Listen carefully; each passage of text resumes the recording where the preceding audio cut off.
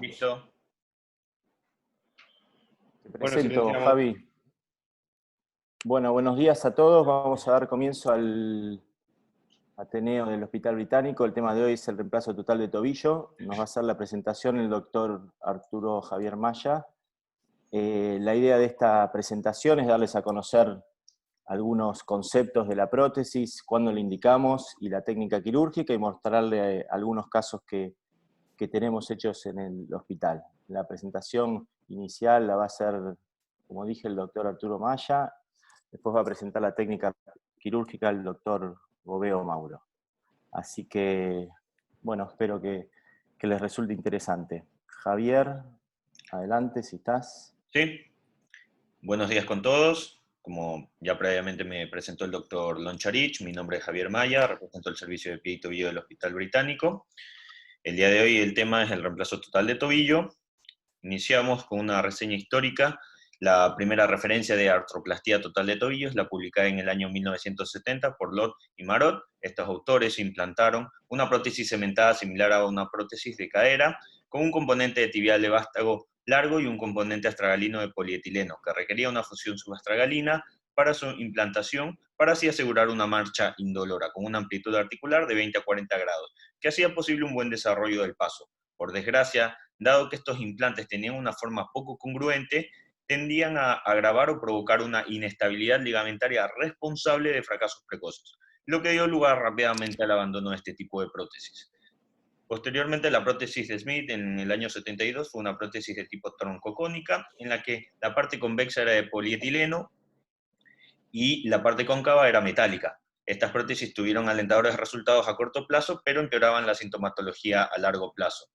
Ya en los años 80, la segunda generación de prótesis son de dos componentes. La prótesis TNK, desarrollada en Japón, cuyos componentes tibial y astragalino son de cerámica, y la prótesis Agility, una de las más utilizadas en Estados Unidos, que requiere realizar una artrodesis tibioperonea distal para su implantación. Para los años 2000, las diferencias entre los modelos son mínimas, algunas solo cubren la cúpula astragalina, otras se extienden lateral y o medialmente para adaptarse a las caras articulares del astrágalo.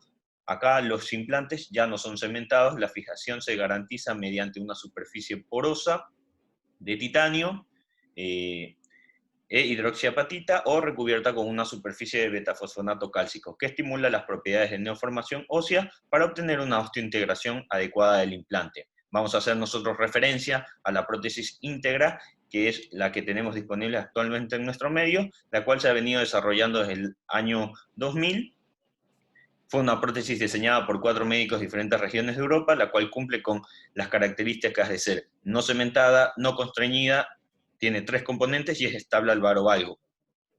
Aquí tenemos una vista inferior de 3 componentes del astrágalo explantados como resultados de un aflojamiento aséptico. De izquierda a derecha, la primera de primera generación con un recubrimiento de hidroxiapatita simple, la segunda de la imagen del medio, la de segunda generación con cromo cobalto poroso de 200 milímetros con recubrimiento de hidroxiapatita, y la tercera imagen de la tercera generación con titanio de 200 milímetros con doble recubrimiento de hidroxiapatita. Aquí podemos ver el diseño de la prótesis, la cual tiene 3 componentes: un componente tibial, un inserto de polietileno y un componente talar. El componente tibial es plano, tiene la ventaja de de realizar una mínima resección ósea, se adapta al tobillo, o sea, tiene una forma anatómica, conserva el reborde tibial anterior y presenta 2 tipos de estabilidades, tanto la primaria, con picos piramidales de 2 tornillos, y la secundaria, la cual genera la osteointegración. Para el componente talar, igualmente tiene una mínima resección ósea de forma anatómica, con rebordes en ambos lados para estabilización del polietileno, y tiene 2 tipos de estabilidad: primaria, con ajuste de presión sobre el astrágalo, con 2 tetones y 2 tornillos, y la estabilidad secundaria, la cual genera la osteointegración. Para el inserto es de polietileno de alta densidad, tiene una superficie tibial plana y una cóncava en la parte talar. También tiene una forma anatómica, está disponible en varios grosores. Este da una estabilidad intrínseca y genera un mínimo estrés tanto al componente tibial como talar. Las indicaciones del reemplazo total de tobillo, tenemos que la causa más frecuente de artrosis de tobillo es la postraumática, y esta representa la indicación más frecuente de la prótesis de tobillo. Y dentro de las postraumáticas, la fractura de tobillo es la que tenemos mucho más frecuente. Este, por ejemplo, es un caso operado en el hospital con una fractura de tobillo que se realizó una osteosíntesis y que evolucionó a la artrodesis. Como otras secuelas tenemos la de la fractura del pilón tibial, la inestabilidad lateral crónica del tobillo y secuelas de fractura del astrágalo. Como otras causas tenemos la artrosis primaria, que dentro de estas la causa más frecuente es la idiopática, mientras que causas de artrosis secundarias tenemos la artritis reumatoidea, que viene a ser la más frecuente de las secundarias, de ahí la necrosis vascular del astrágalo, y enfermedades sistémicas tipo como la gota o enfermedades hematológicas. Las contraindicaciones que tiene este procedimiento pueden ser tanto absolutas como relativas. Y dentro de las absolutas van a ser las infecciones agudas o crónicas, la necrosis vascular del astrágalo de más de un tercio del mismo, trastornos neuromusculares, neuropatías, como la artropatía de Charcot, del medio pie o del retropié, y trastornos neuromusculares, y la alergia o la intolerancia al metal sospechada o documentada. Si bien es rara, pero sin embargo en estos pacientes debe excluirse este tipo de procedimientos. Y para las contraindicaciones relativas tenemos la mala cobertura de partes blandas, menos de un tercio de la necrosis vascular del astrágalo, osteopenia o osteoporosis graves, pacientes con terapia inmunosupresora de larga data, y cuando tenemos una deformidad coronal mayor de 10 grados. ¿Cuál va a ser el paciente ideal que nosotros vamos a buscar para este tipo de procedimientos? Van a ser pacientes de una edad media o mayor edad, sin comorbilidades significativas, con poca demanda física, no obeso o con sobrepeso, con una buena calidad ósea y de partes blandas, y que tenga un tobillo estable y un retropié alineado. La evaluación del paciente va a ser el conjunto de varios componentes, en el cual vamos a evaluar las comorbilidades del mismo, la severidad del dolor y el tipo de analgesia que maneja el paciente, la actividad diaria y ocupacional, los niveles de actividad física que realiza, y el examen físico, en el cual en el examen físico vamos a hacer el análisis de la marcha, inspeccionamos al paciente cómo camina. Fíjense, este es un paciente con un pie plano grado 4 con una afectación de la articulación tibio-astragalina. También hace la evaluación del paciente parado o de pie, en el cual evaluamos tanto ejes de rodilla, tobillo, retropié y antepié. En este paciente tiene un normoeje en las rodillas, pero tiene un pie valgo. Hago una aclaración con las imágenes. Si bien no es un paciente candidato a prótesis, pero las fotos son para demostrar la importancia de la evaluación de la movilidad del paciente con carga de un tobillo con el otro. Vale recalcar cómo el paciente no despega el talón del piso. Y lo otro que vamos a evaluar es al paciente sentado, en el cual vemos los puntos dolorosos y la estabilidad del mismo. Para los estudios que vamos nosotros a solicitar, vamos a tener los estudios de imágenes. La exploración esencial es la radiografía convencional comparativa con carga del tobillo en proyección frente y perfil.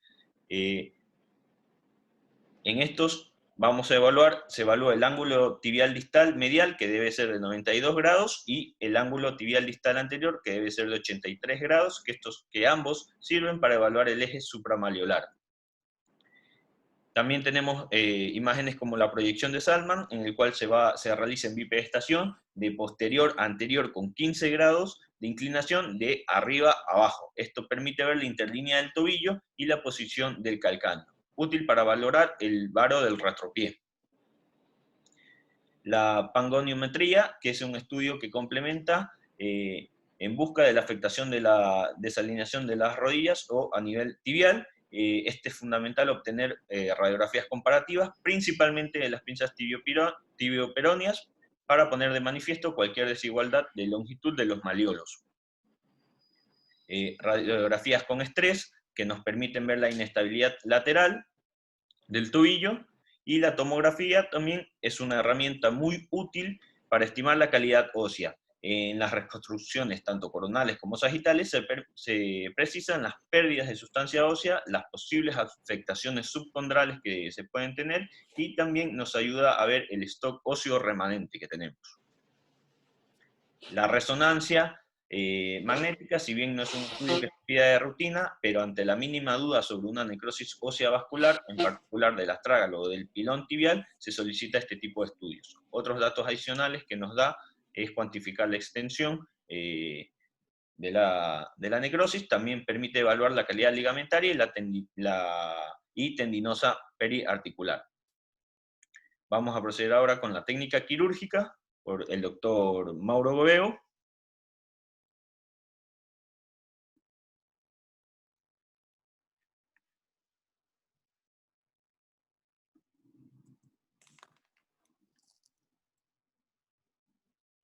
Mauro está silenciado.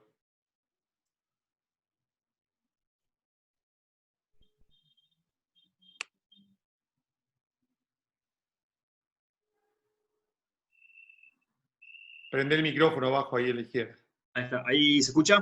Ahí te Ahora escuchamos. sí. Perdón. Bueno, decía, mi nombre es Mauro Boveo, soy fellow de segundo año del equipo de tobillo y pie del hospital.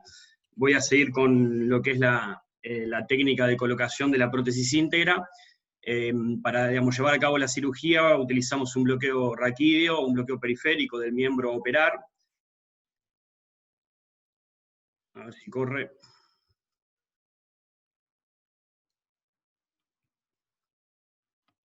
Ahí está.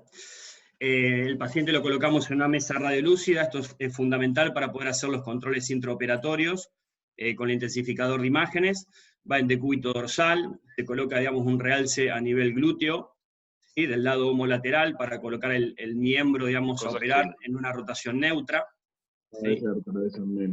Ahí está. O sea, nosotros tenemos muchísima Y artrosis. colocamos un manto termostático a nivel de la raíz del muslo. El abordaje que utilizamos es el abordaje clásico, anterior de tobillo, se emplaza, digamos, entre lo que es el tibial anterior, ¿sí? El extensor largo del hallux. Una vez que incidimos la piel, nos encontramos con el retináculo extensor, que es un engrosamiento de la fascia, digamos, de la pierna. Lo incidimos longitudinalmente, es importante, digamos, repararlo, ¿sí? Para después suturarlo una vez finalizada la cirugía. Lo incidimos a través de lo que es el borde lateral del tibial anterior, y es muy importante, digamos, mantener, digamos, el tibial anterior dentro de su envoltura, porque, digamos, como después vamos a ver, puede llegar a tener alguna complicación lo que es en el cierre de la herida, ¿viste? Las complicaciones de partes blandas. Una vez que lo incidimos, progresamos en profundidad, ¿sí? Llegamos a lo que es la cápsula articular, hacemos la capsulotomía, seguido de la capsulectomía, y llegamos a lo que es la articulación tibio-astragalina. Una vez ahí, hacemos una disección superióstica, resecamos los osteofitos tibiales y astragalinos para poder ver bien la articulación, y una vez que logramos eso, vamos con lo que es la guía tibial. La guía tibial tiene una varilla que se ajusta a nivel proximal, a nivel de la tuberosidad anterior de la tibia, y a nivel distal, ¿sí? Tiene una guía de corte que la vamos a poder regular en altura, ¿sí? En el plano coronal, y que tiene que estar centrada con lo que es el centro, digamos, de la tibia distal. Entonces es importante ajustar la varilla tanto en el plano coronal como en el plano sagital. ¿Sí? En el plano sagital, digamos, la varilla tiene que quedar bien paralela al borde anterior de la tibia. Cuando tenemos un deseje, un deseje rotacional a nivel de la tibia, y la tuberosidad no nos sirve de referencia, podemos utilizar la espina ilíaca anterosuperior. Digamos, es la guía, digamos, distal, tiene, digamos, también para ajustar lo que es la regulación a nivel del varovalgo. Una vez que alineamos con la tuberosidad anterior, el centro y el varovalgo, colocamos los pines para sujetar la guía tibial. La altura del corte la podemos regular, habitualmente, digamos, hacemos un corte de 2 a 3 milímetros. Esto va a depender de si tenemos un tobillo varo, un tobillo valgo, laxo. Habitualmente cuando el tobillo es varo, resecamos un poquito más de hueso, y cuando el tobillo es valgo o laxo, habitualmente hacemos una resección un poco menor. Otro ajuste, digamos, fundamental es el ajuste rotacional, ¿sí? Que lo hacemos con esta guía de acá, y lo que tenemos que ver es que tanto, digamos, el borde medial de la guía sea estrictamente paralelo con el borde medial del astrágalo, y eso es fundamental para no generar ninguna lesión a nivel de los maleolos. Una vez que finalizamos el ajuste, colocamos los pines y montamos la guía de corte tibial. Vienen 3 medidas, pequeña, mediana y grande, adaptables a las distintas superficies de la tibia. Eso nos va a generar una ranura de corte, ¿sí? A través de la cual vamos a colocar la sierra oscilante. Un detalle sumamente importante es cortar con la guía oscilante bien en el centro de la ranura de corte, para no correr riesgo de fracturar los maleolos. De hecho, está descrito en la técnica, y a veces se utiliza poner clavijas profilácticas, tanto en el maleolo medial como en el maleolo peroneo, y siempre que vamos a realizar, digamos, una prótesis de tobillo, dentro del pedido de material y de implantes, junto con la prótesis, pedimos tornillos canulados y una placa, digamos, de peroné distal, por si tenemos esta complicación intraoperatoria, para poder resolverla. Bueno, una vez que hicimos el corte tibial, nos aseguramos, digamos, con el intensificador de imagen que sea perpendicular al eje de la tibia, y la cortical posterior la completamos con escoplo para no correr riesgo de lesionar el paquete vasculonervioso. Una vez hecho el corte, colocamos el distractor de Hintermann en lo que es la parte medial de la tibia distal y el cuello del astrágalo, distraemos la articulación y realizamos el corte vertical medial, ¿sí? con esa sierra, teniendo cuidado de no fracturar el maleolo, con lo cual vamos a completar, digamos, el corte, ¿sí? Queda un cajón con un ángulo a 90 grados a nivel de la axila. Una vez, digamos, terminado el corte tibial, montamos la guía de corte talar, ¿sí? A lo que es la guía tibial, ¿sí? La colocamos bien sobre la cortical anterior de la tibia, con el pie en posición neutra, eso es fundamental. Esa guía de corte astragalino viene en 2 medidas, pequeño y grande. Una vez que lo hacemos, la sujetamos, la aseguramos y desmontamos la guía tibial. El objetivo es generar un escalón anterior en lo que es el astrágalo. Vamos a realizar un corte superior, ¿sí? Que tiene que ser paralelo al corte tibial, se reseca el domo astragalino, y un corte inferior que no tiene que exceder los 30 milímetros para generar el cajón. Una vez realizado eso, realizamos el corte talar anterior, y ya ahí nos queda definido el escalón anterior. Una vez hecho esto, lo que hacemos es, sacamos, digamos, desmontamos el distractor de Hintermann, ponemos el tobillo en posición neutra, y colocamos el espaciador, que tiene un espesor de 12 milímetros, y que viene a representar el espesor del componente tibial, el del componente talar, y el inserto más fino de la prótesis, que es 5 milímetros. Y ahí hacemos las pruebas de movilidad, evaluamos, digamos, si hay que hacer algún corte de más, y evaluamos la estabilidad del tobillo. En el caso necesario, volvemos a repetir el paso previo.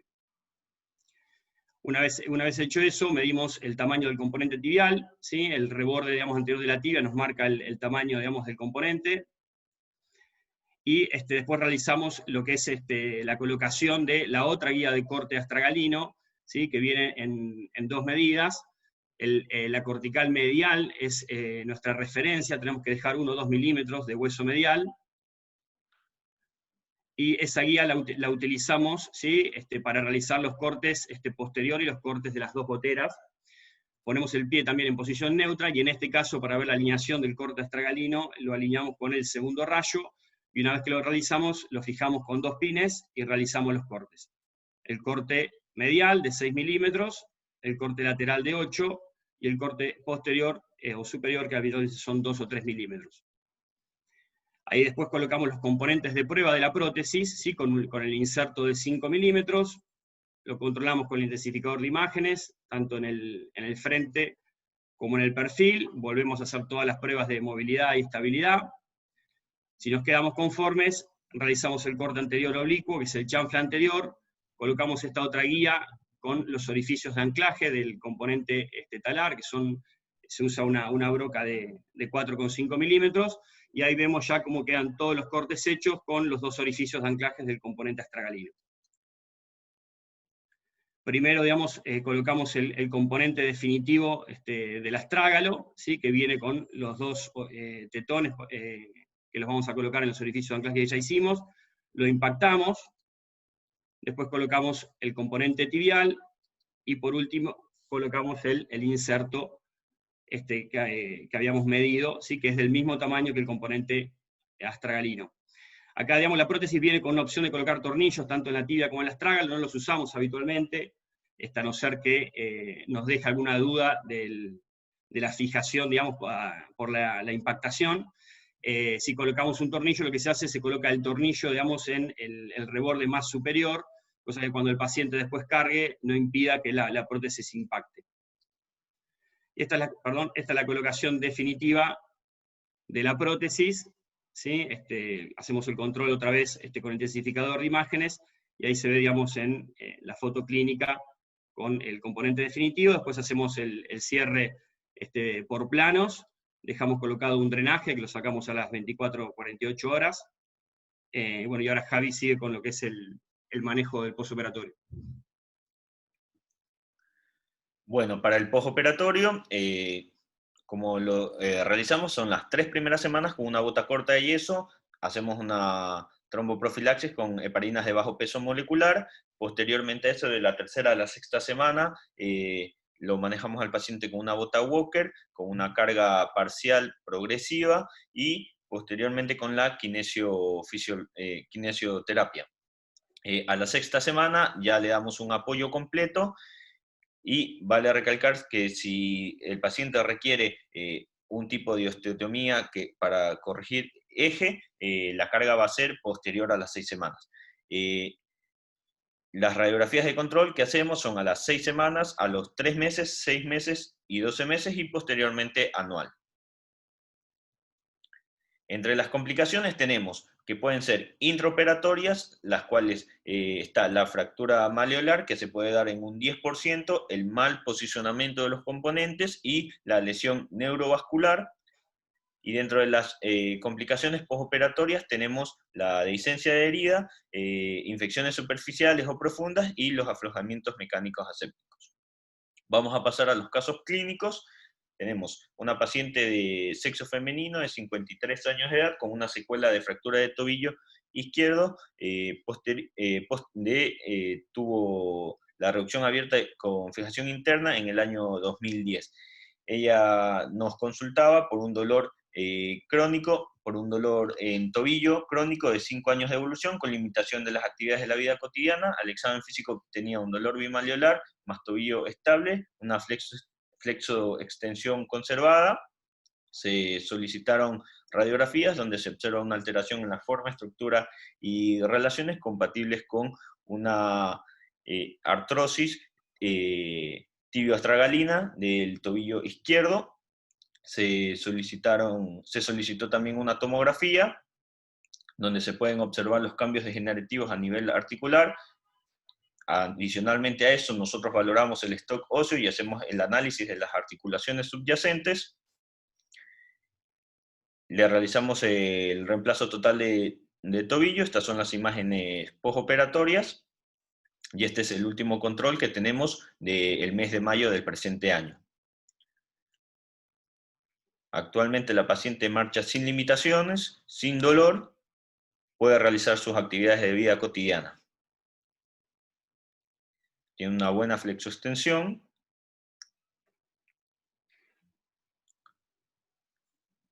Tenemos el segundo caso, que es un paciente de sexo masculino de 74 años de edad, con un pie plano grado 4, una artrosis tibio-astragalina. Su motivo de consulta había sido de dolor y deformidad en tobillo de pie izquierdo, de 3 años de evolución. Al examen físico presentaba un pie plano del adulto grado 4, con una artrosis periplantaria e inestabilidad medial del tobillo con artrosis asimétrica. Le solicitamos radiografías donde se observaba la artrosis tibio-astragalina del tobillo izquierdo. Le solicitamos adicionalmente una tomografía, donde se observaban también los cambios degenerativos a nivel articular. Y en este paciente se realizó una artroplastía de tobillo izquierdo con una osteotomía medializante o varizante del calcáneo. Estas son las imágenes postoperatorias y este es el control que tenemos al año y medio de operado. Estas son las imágenes clínicas del paciente.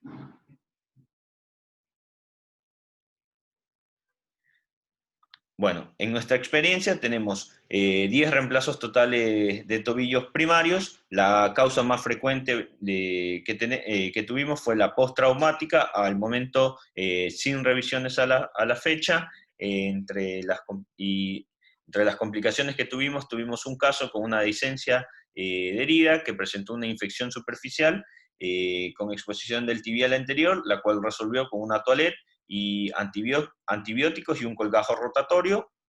Y tenemos también otro caso con quistes tibiales y con un aflojamiento talar, el cual el paciente al día de hoy está sin dolor. Muchas gracias.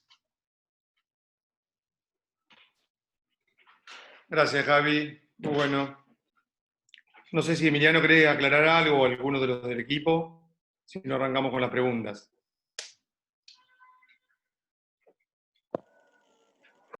Hola. No, bueno, muy bien, Javi. Creo que lo presentaste muy bien. Vieron que la técnica